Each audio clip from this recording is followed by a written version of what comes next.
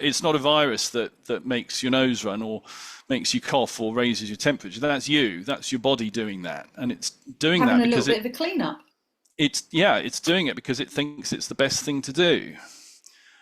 So why anyone would want to stop that, is a mystery. Unless, I mean, if you had to play, I don't know, a violin solo for the president or something, then maybe I would take the Nurofen. But I'd have to understand that comes with a consequence. It's not a magic bullet. It doesn't just magic the thing away and make you well. It's using the credit card to get you through a situation.